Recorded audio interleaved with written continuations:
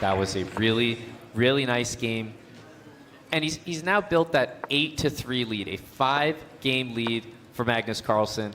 Denis is going to need some support right now. You know, I feel like this is the moment. I heard those "Let's go Denis" chants in the audience before. I feel like if there's ever a time, it's now. He needs the support from the fans because he's out there playing good chess, Eric. But I just feel like Magnus has got him. He's just at one level up right now in the conversion. He's always pushing. Yeah, he hasn't found himself in much trouble, and the clock situation, looking like going into the tournament, Denis was maybe the fastest player. Yep. That's not clear in this match, for sure. And in terms of move quality, Magnus is always keeping equality or a little bit of a push, which makes it very hard to come back. And this opening is something that's kind of risen in popularity more recently, Eric, this sort of TARRASCH system and these double B pawns here. So we've kind of, just jumped right into the middle game phase because both of the players played the opening extremely quickly. This is all very known and discovered territory. We see the move H5, which might, as it does to me, look a little bit unusual, allowing bishop G5, but playing H5 against that G3 fianchetto structure when there's no knight on that side of the board, no knight on F3, is usually a good idea to try to play the move H4. It is, but I'm still a little curious. It feels like white has achieved a good position. The bishop on G5, bishop pair. D5 is the target. You see the double B pawns. Black usually has compensation in terms of very active counterplay, but I'm looking for that right now. I don't quite see it. If this feels like this looks very good, knight D4, why isn't white much better here? Exactly, and honestly, the pawn on H5 feels so much better if it were a square back on H6. That way the bishop would be forced to take on F6. And just to highlight, for those watching, you might think, well, the bishop is pinning the knight on F6. Why wouldn't I just take it and grab the D5 pawn? Well, the B2 pawn would be hanging after that. The rook on A8 also pressures A2. So you don't really want to trade that. What you'd love to do, Eric, is more what you were suggesting. A3, knight D4, and just occupy and control the center and take that pawn later. Well, that's the thing. These weaknesses are long-term weaknesses, so you don't need to be in a rush. No reason to turn this into a tactical battle.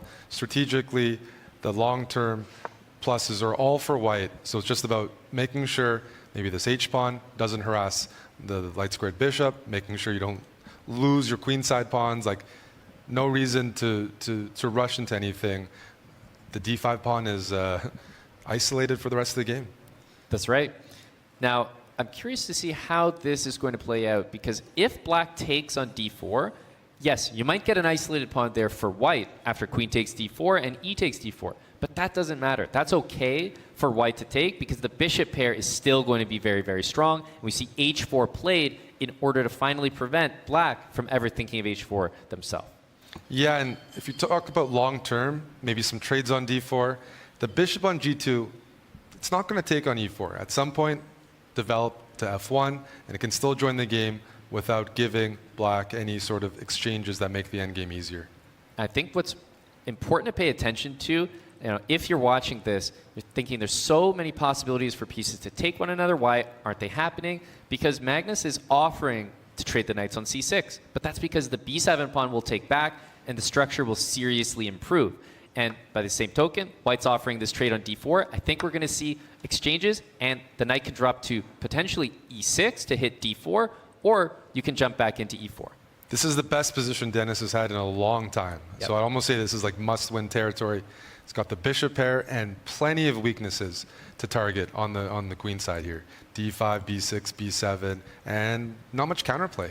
Yeah. What about the initial pawn on D5? I mean, it's just a pawn that you can start thinking about just grabbing. If you play queen D8 to guard the pawn, you can throw in rook takes on C8 and then bishop takes on D5. So you're starting to think about just picking up material at this point.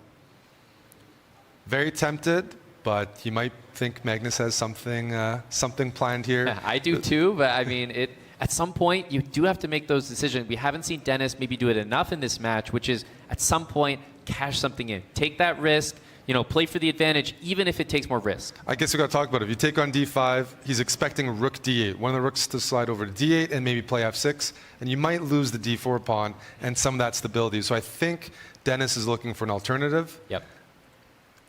Rook to E1 chosen. And if you take on C3, you might feel that you're sort of detaching and weakening white's pawns. But you're actually strengthening the d4 pawn, which makes me much more comfortable taking on d5 in the future. That's right.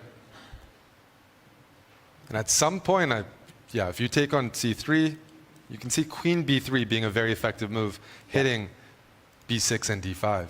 Exactly right. At some point, though, this is going to build up. I'm looking at also a move like rook f3, hits the queen, perhaps forces an exchange. That could be a very annoying move to me.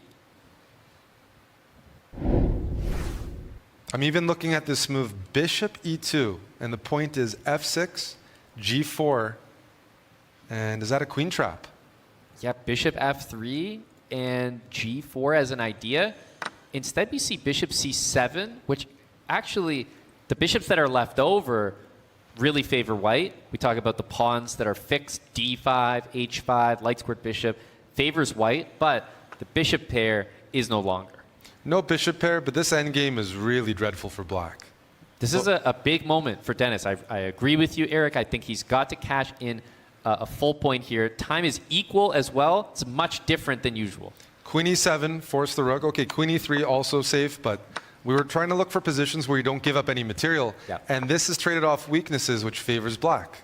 Yep. The quality of the pawns is now kind of equal, whereas previously it definitely favored white. We're into the time scramble phase of the game, but the advantage is definitely dwindled. With materials equal and black managed to get rid of their double B pawns, huge accomplishment for Magnus. Yep. Yeah, everything is solid now. You know, maybe a slight preference to white, but it's completely meaningless at this point, Eric. Down to 3 seconds. He's got to start almost pre-moving. Yeah, we could just see a repetition here, but Build let's up see. some time. Rook d6. Not sure that you could take that. That might have been a potentially losing endgame. Where do you place the king here? Magnus is looking to be tricky. When you see your opponent down that much on the clock, you've got to make them earn the draw. Rook d7, is that a repetition? He really doesn't need to push for more than this, No. but he's considering it. Another really